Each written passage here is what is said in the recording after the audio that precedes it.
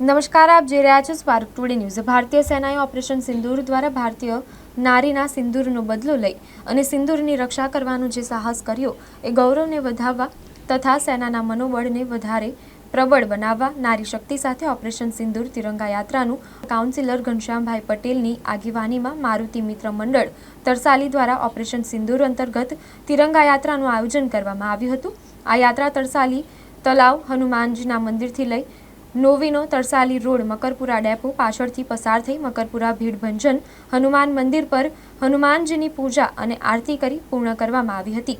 આજ તિરંગા યાત્રામાં મારુતિ મિત્ર મંડળના પ્રમુખ રાકેશભાઈ પટેલ, ભાગ્યાભાઈ, જશવંતસિંહ સોલંકી, પુનિતાબેન વ્યાસ, પ્રભારી નિલેશ રાણા, હેમલતાબેન તડવી તથા વોર્ડ પ્રમુખ કમલેશ ઠાકોર સાથે વોર્ડ નંબર 19ના ખૂબ મોટી સંખ્યામાં નગરજનો દેશભક્તો એકત્રિત થઈ આ તિરંગા યાત્રામાં જોડાયા હતા।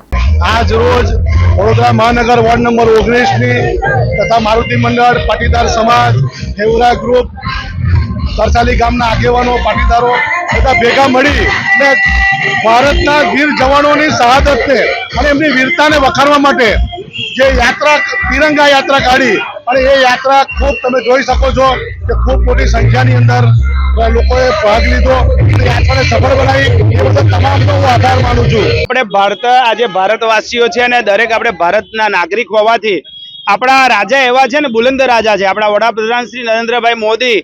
ખરેખર આપણને એવું માનજો કે આપણા કર્મનું સારું ફળ મળ્યું છે કે જેથી કરીને આજે ભારતીય જનતા પાર્ટીની અંદર અને આપણા ભારત દેશના વડાપ્રધાન શ્રી નરેન્દ્ર મોદી આજે એ છે ત્યારે આપણે મોજ કરી રહ્યા છે। એ અનુસંધાનની અંદર આજે તમે જોઈ રહ્યા છો કે ભારતના લોકોનો આજે ઉત્સાહ કેટલો બધો છે। આજે તિરંગા યાત્રા જોવા જાય તો વડોદરા શહેરની અંદર વોર્ડ નંબર 19ની અંદર ખૂબ મોટી સંખ્યાની અંદર ભાઈઓ બહેનો સાથે મળી અને આજે તિરંગા યાત્રા અહીંયા પૂર્ણ કરી છે। તો હું તો વડાપ્રધાનશ્રીને દાદાને પ્રાર્થના કરીશ કે વડાપ્રધાનશ્રી ઓર હજુ આગળ આપણા વડાપ્રધાનશ્રી બનીને રહે અને આવીને આવી દેશની રક્ષા કરતા રહે। જવાનો આપણે દેશના જે લડી રહ્યા છે ને એ તો ખરેખર એના માટે તો આપણે એવું કહીએ કે આખી રાત જો બોલવું પડે તો ઓછું પડે। તો દેશના જવાનો ખરેખર ખૂબ મહેનત કરે છે અને એમનું પોતાનો જીવ જોખમમાં નાખીને આપણને એવું કહે કે તમે ચિંતા ના કરો, તમે સરહદ પર બેઠા છે, તમે મોજ કરો। અને જ્યારે રાત્રે બોમ્બ પડતા હોય, ગોળીઓ પડતી હોય અને એમાં આખી રાત 3 દિવસ લગીને સૂતા નહીં, તો આજે આપણે ભારતના જવાનો માટે પણ આપણે ગર્વની વાત છે। ખરેખર તો આપણે પણ એમના માટે પ્રાર્થના કરવી જોઈએ કારણ કે હમણાં પણ માતા પિતા આપણા દેશમાં રહે છે અને એ પણ આજે જ્યારે બોર્ડર પર લડતા હોય તો હું તો કહીશ કે હનુમાન દાદા હમણાં પણ હાથ મજબૂત કરે અને એમનું જીગરું એવું રાખે કે આવા 1000 પાકિસ્તાન હોય ને તો એ ભૂકા કરી નાખે એમ।